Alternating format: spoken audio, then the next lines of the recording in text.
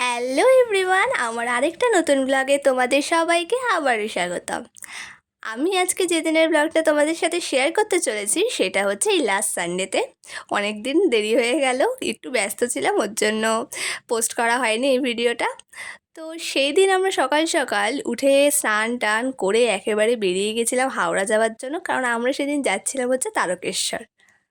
তো প্রথমেই বেরিয়ে একেবারে বাস ধরে চলে গেলাম হাওড়া। এই যে আমাদের সবার প্রিয় হাওড়া ব্রিজ। খুব সকালে, কিন্তু গরমটাও সেই সকালে যে মারাত্মকই পড়েছিল, মানে কোনো অ্যাঙ্গেল দিয়ে যে গরমটা একটু কম পাবো তার কোনো রেহাই নেই, গরমটাও সেরকমই পড়েছিল।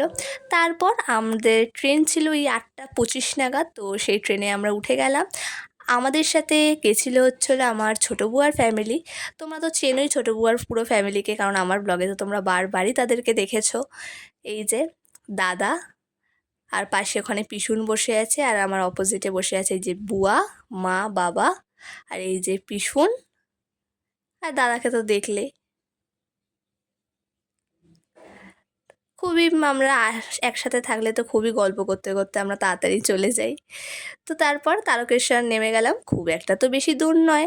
গল্প করতে করতে কখন পৌঁছে গেলাম বুঝতেই পারলাম না। তারপর ওখান থেকে নেমে হেঁটে হেঁটেই আমরা আমাদের হোটেলটায় চলে গেছিলাম।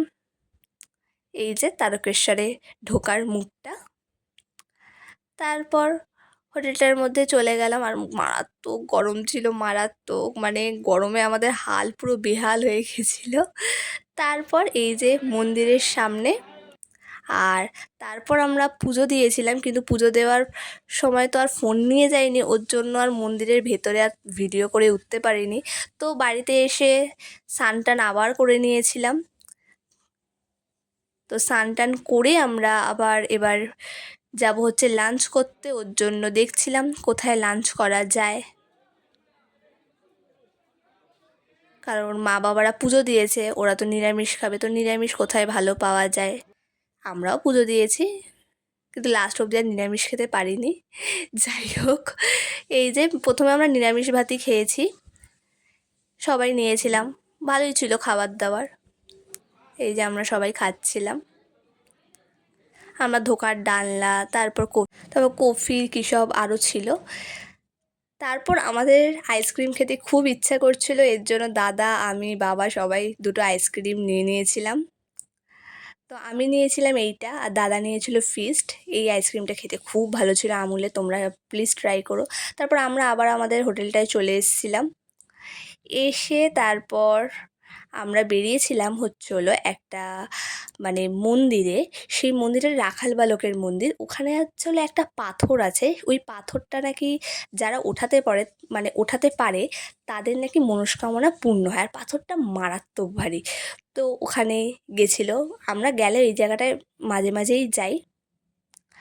এই যে প্রথমে দাদা ট্রাই করলো, কিন্তু দাদা পারেনি। এখানে নাকি অনেকজনের মনস্কামনা পূর্ণ হয়েছে, মানে বিভিন্ন তারা গোপাল দিয়ে গেছে, তারপর তাদের বাচ্চাদের ফটো দিয়ে গেছে, মানে এখানে অনেক মনস্কামনা পূর্ণ হয়। অনেক ফটো রাখা, মানে অনেক গোপালের ফটো রাখা, মানে মূর্তিও রাখা আছে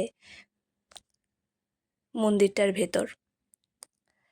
তারপর দাদা তো দুবার ট্রাই করলো, দাদার দ্বারা তো এটা হলো না, কারণ মারাত্মক ভারী পাথরটা। আর তারপর বাবা ট্রাই করলো, বাবা পারে, বাবা আগের বারেও পেরেছে, এবারও পেরেছে।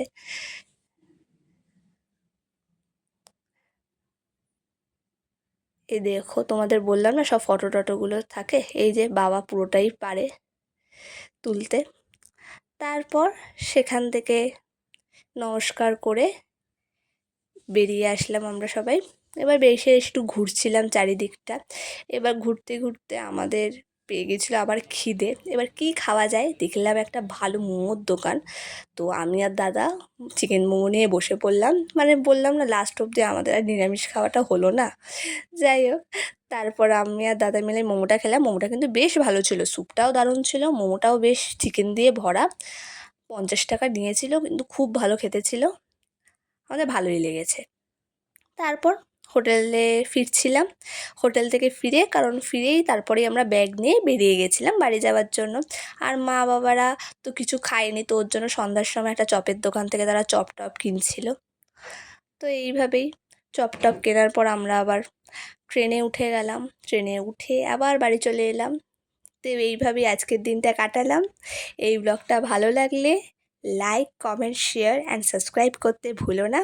সবাই ভালো থেকো, সুস্থ থেকো, সাবধানে থেকো। আবার একটা নতুন ব্লগে তোমাদের সাথে আবার দেখা হবে। তাহলে এখানেই আজকে শেষ করি। টাটা।